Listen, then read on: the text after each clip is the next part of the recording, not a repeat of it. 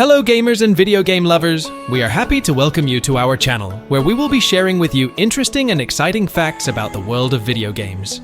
In this video, we will tell you about the most unusual and fascinating aspects of the gaming industry that you may not have known. Subscribe to our channel not to miss new episodes, and share this information with your friends. Mario became this way because of the graphical limitations of the platform. Obviously, the resources of any console are limited. Therefore, the creators had to use various tricks to optimize their games. And these tricks were not only technical. Shigeru Miyamoto had a problem when creating a hero. He had to figure out how to make the hero recognizable and still fit within the 11x16 pixel square. To do this, he had to use a few tricks. First of all, the mustache. They are needed to make the hero's nose visible. Secondly, he has a cap to not have to bother with hairstyles and hair movements during the jump. And thirdly, a jumpsuit with suspenders was needed so that the arms were visually separated from the body and not merged with it into one solid spot. The game Grand Theft Auto was originally called Race and Chase and was designed to give players the opportunity to escape a police car chase. However, during development, an unexpected bug was noticed. When the player drove a car up to the sidewalk, police cars would start ramming him, even though the player was not breaking any traffic laws.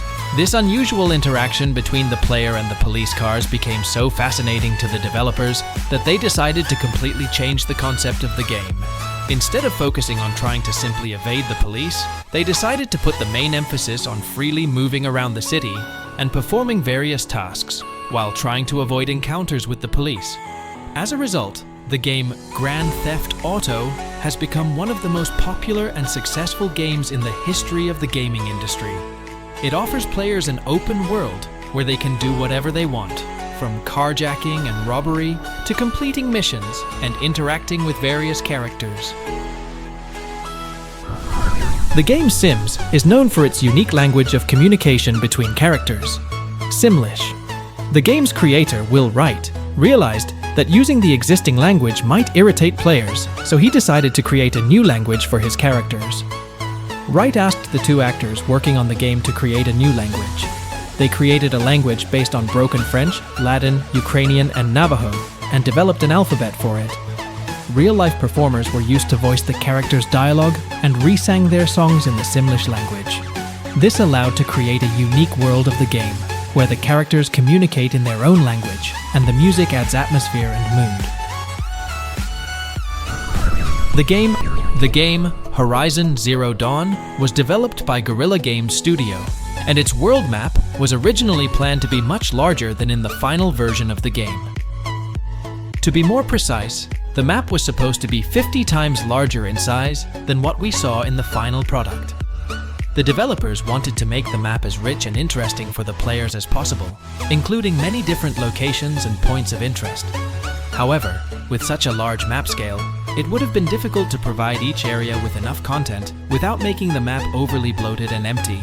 Therefore, Guerrilla Games made the decision to reduce the overall size of the map by making it more dense and rich.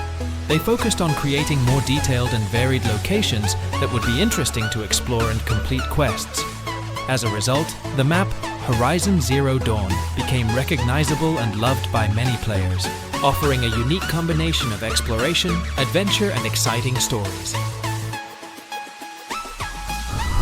Naoto Yamamoto is a Japanese author, best known as one of the creators of the book Super Mario Bros., The Complete Strategy Guide. The book was a hit and helped popularize the Mario game series in Japan. After the success of the book, Yamamoto began working on a guide for the game Pac-Man. However, due to the heavy workload and chronic exhaustion, he was forced to seek medical attention. Despite this, he continued to work on the manual, but was never able to complete it. For his work on the Pac-Man manual, Yamamoto received a standard salary of 5,555 yen. By the standards of the time, this was equivalent to about $37. This case highlights how hard it can be to create such manuals and how important it is to take care of the health of the authors.